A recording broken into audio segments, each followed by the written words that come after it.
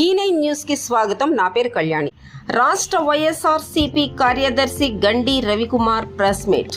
రాష్ట్ర హోంమంత్రి అనిత మాట్లాడిన మాటలు నిన్ను తప్పు పట్టడం లేదు, కానీ ఆ విషయాలు విని ఎదుటివారు బాధపడకూడదు అంటున్న గండి రవికుమార్.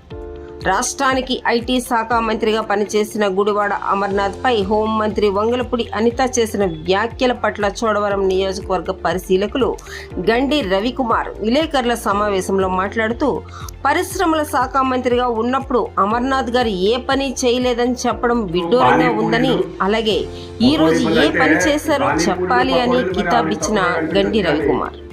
అనకాపల్లి జిల్లా సబ్బవరం మండలం మొగలిపురం గ్రామంలో గండి రవి నివాసంలో మంగళవారం నాడు జరిగిన విలేకరుల సమావేశంలో గండి రవికుమార్ మాట్లాడుతూ, కూటమి ప్రభుత్వం అధికారంలోకి రావడం కోసం ఎన్నో కల్లబొల్లి మాటలు చెప్పి ఆనాడు పబ్బం గడుపుకుంది.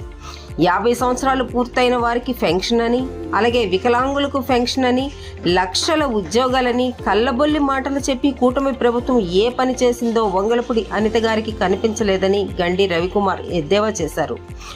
గుడివాడ అమర్నాథ్ గారిది ఎప్పటి నుంచో దశాబ్దాల కాలం నుంచి రాజకీయ అనుభవం ఉన్న కుటుంబం. అటువంటి వారిని ఇలా మాట్లాడడం తగదు అని గండి రవికుమార్ అన్నారు. అనిత గారు, మనం మాట్లాడేటప్పుడు ఆ మాటలు విని ఎదుటి వ్యక్తి బాధపడకూడదు. మీరు విద్యావంతులుగా రాజకీయ రంగంలో ప్రవేశించారు, అది కాస్త మీరు గుర్తుపెట్టుకోండి అంటున్నారు గండి రవికుమార్. దయ ఉంచి ఇటువంటి ప్రసంగాలు చేయకుండా మంచిదే అని నా అభిప్రాయం అని తెలియజేశారు. గత 2-3 రోజులుగా సోషల్ మీడియాలో కానీ మీరు కానీ మేము కానీ అందరూ చూస్తూనే ఉన్నాం.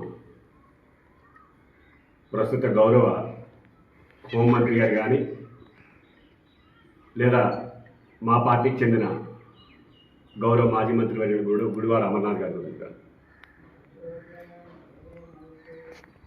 ఇందులో మేము ఇప్పుడు అడగదలుచుకుంది ఏంటంటే, మొన్న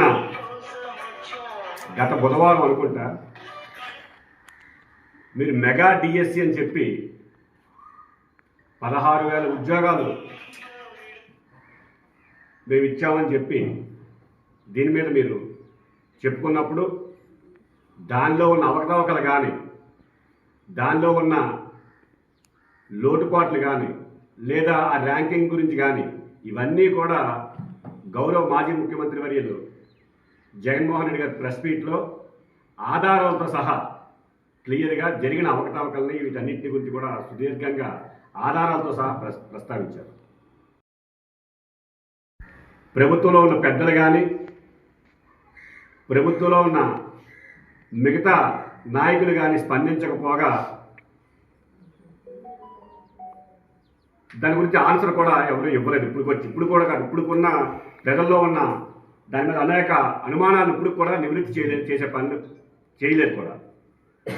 మరి అలాంటి పరిస్థితుల్లో మొన్న గౌరవ జిల్లా మంత్రివర్యులు హోంమంత్రి గారు ఆవిడ ప్రెస్ మీట్లో ఇప్పుడున్న జనరేషన్ చాలా అదృష్టవంతులు, జనరేషన్ జెడ్ అని చెప్పి ఇప్పుడు మాట్లాడుతున్నారు. మన జగన్ గారు కూడా జన్ జీ అని, జన్ ఆల్ఫా అని చెప్పి మాట్లాడారు. జనరేషన్ జెడ్ అనేది చాలా అదృష్టవంతులు. ఒకప్పుడు మేమున్న టైంలో ఉద్యోగాలు దొరకాలంటే చాలా కష్టంగా ఉండేది. ఇప్పుడు మిమ్మల్ని వెతుక్కుంటూ ఉద్యోగాలు వస్తున్నాయి అని చెప్పి ఆవిడ చేసిన ప్రెస్ మీట్ని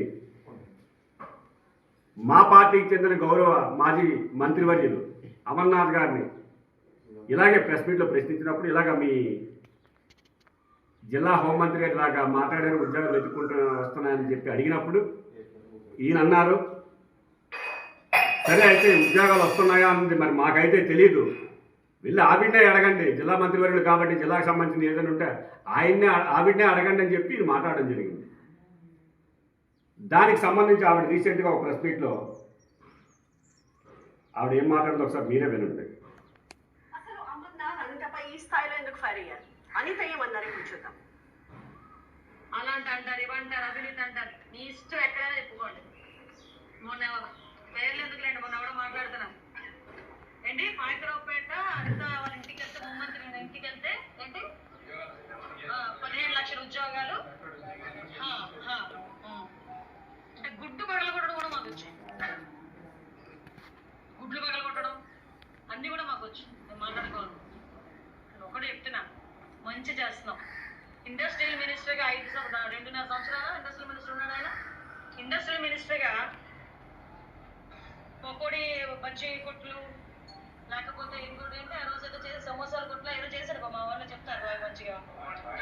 ఆ పానీపూరి బళ్ళు అవి కాదు నేను తీసుకొచ్చినవి. నేను వాటిని తక్కువ చేసి మాట్లాడట్లే. ఏఎంఎన్ఎస్ అక్కడికి వెళ్ళి అందులో ఉన్న వాటన్నిటిని చదవడానికి నీకు గంట పట్టింది.